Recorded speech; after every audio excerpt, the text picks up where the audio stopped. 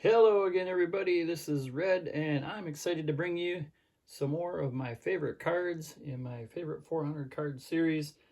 These were the cards that we went into detail with last week, and this week we are going to start with a Cracker Jack card.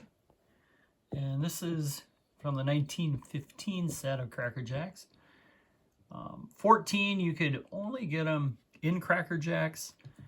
15, that was a way to get them, and I'm sure this one was in a container of Cracker Jacks as well, because it's got a caramel stain down there towards the bottom, a couple tape marks on the top, which means somebody put it up somewhere on a wall. You can see that tape mark in the back, and there you can see some more caramel stains. But the 15s, which are upside down backs compared to the fronts, are cards that you can see this offer that they had back here, that if you turned in, where is it, send 100 Cracker Jack coupons or one coupon and 25 cents to get a complete set of 176 cards. The 14 set only had 144, but this one is from the 15s. 15s are just a little bit thicker. I don't know if you can kind of tell. They're still thin, but they are a hair thicker than the 14s. But we're going to talk a little bit about Frank Baker. He had a short career, just 13 years, mostly with the Philadelphia Athletics and then some with the New York Yankees as well. And he's a guy who is not known that well as Frank Baker because of something he did in the 1911 World Series. Now, that was a World Series. It was a really good one. It was between the A's. And I'll show you a little bit. This is a book. I think it's a fun read.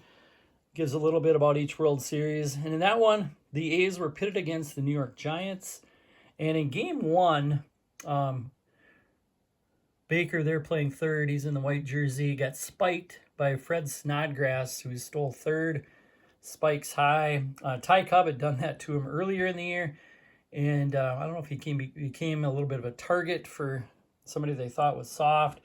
A little bit of an argument on the field. The trainer's out there with Frank Baker helping him out, and they ended up losing that first game.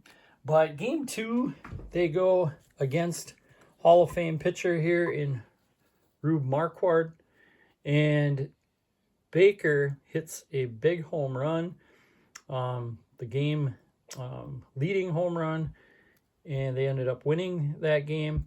And then in game three, against another Hall of Famer, elite Hall of Famer, and Christy Mathewson, down 2-1 in the ninth inning. Mathewson's cruising, and Baker hits a home run to tie the game. The A's end up going on to win in the 11th inning, 4-2. And from that moment on, he is not just known as Frank Baker, but he is known as Home Run Baker. It also didn't help that he led the league in home runs 4 consecutive years there, from 1911 to 1914. But his totals were 9 one year, 10 another year, 11 another year, and 12 another year. Those were all league leading seasons. And you can see why they called that the dead ball era. In his career, he hit 96 home runs. So didn't even get to 100 home runs, but was Home Run Baker.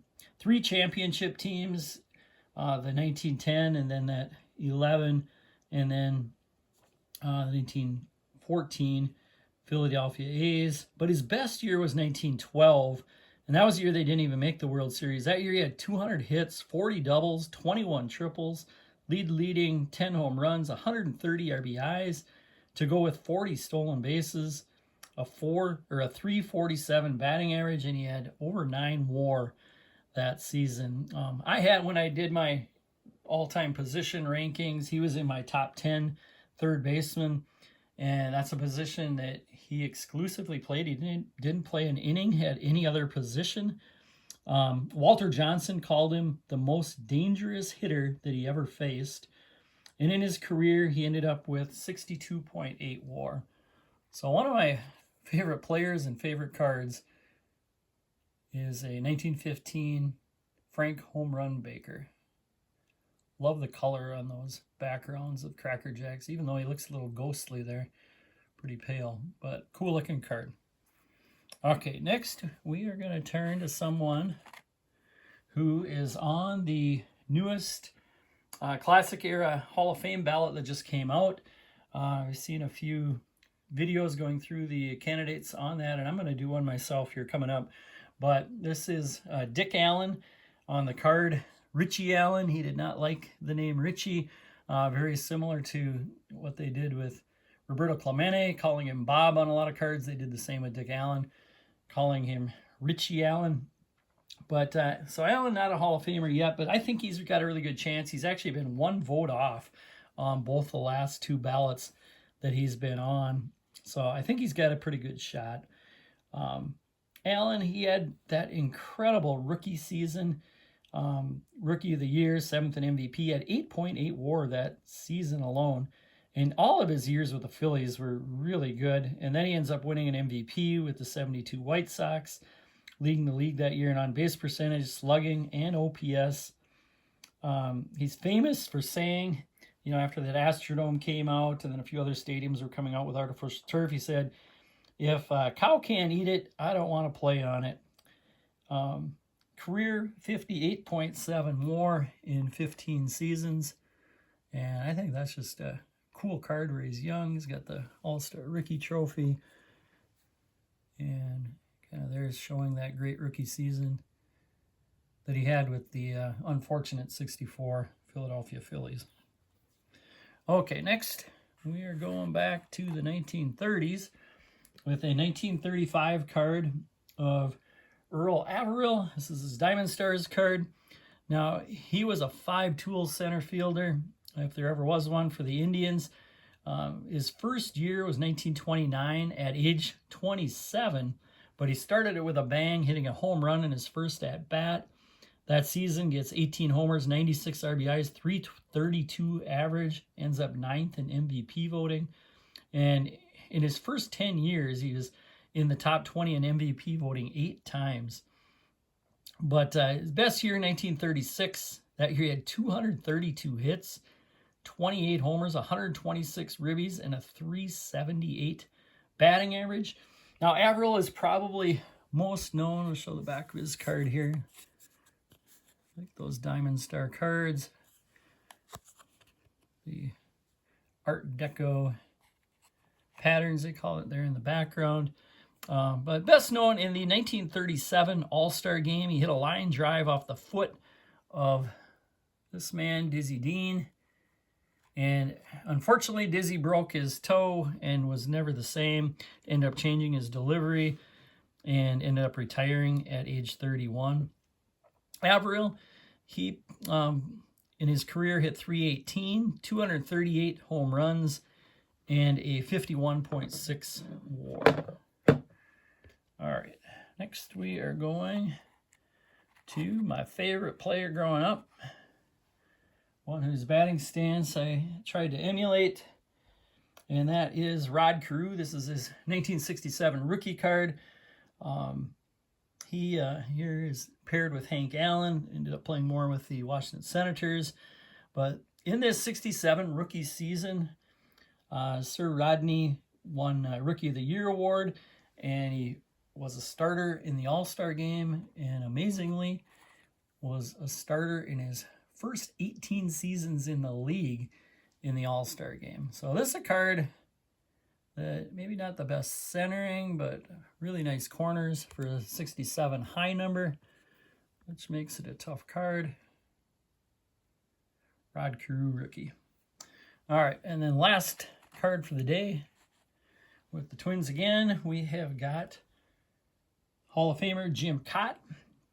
He was a longtime Twins ace, and this is, I kind of picked this as my favorite card. You maybe could have picked this one I like too, 62, the big ears. But for some reason that 64 is the one that's more popped for me. And it's the year before this battle in Game 7 of the 1965 World Series. Sandy Koufax versus Jim Kaat, spelled on that card wrong. That's correct. That's not. But Koufax ended up winning that game, or the Dodgers ended up winning the game, and the Twins lose the 65 World Series in the 7th game. But Cott, pretty good career. In fact, he won 283 games in his career, lost 237. He just got into the Hall of Fame a couple years ago with just a 50.5 career WAR. His best year was 66. That year with the Twins, he was 25-13, 2.75 ERA. Led the league in complete games and innings pitched. Had a couple more 20-win seasons with the White Sox in the 70s after getting traded there. And then he was a starter through age 39 and then ended up as a reliever for 5 more seasons after that, finishing off with the St. Louis Cardinals, who he ended up getting his only World Series title with in 1982. And then what we're going to show, since we got a 64 card, is what a 1964 pack looks like. So this is a 5-cent pack. 4 cards in the pack.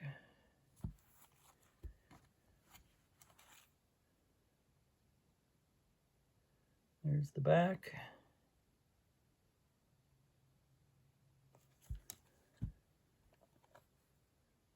So 1964 pack to finish. Here's the cards we featured today, and a last look at last week's cards. Thanks again for watching, everybody. Hope you have a great week, and we will see you later.